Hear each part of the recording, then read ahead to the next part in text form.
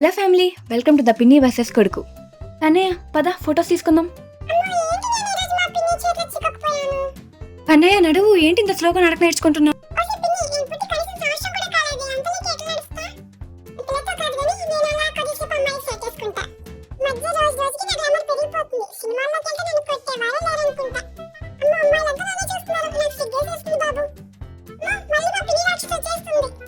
కన్నయ్య ఒక్క ఫోటో రా. అమ్మయ్య దొరికేశాడు.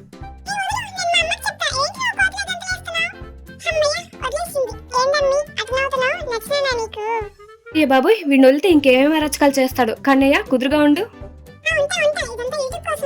అలా కనిపెట్టేశావురా, తెలివైనోడివి.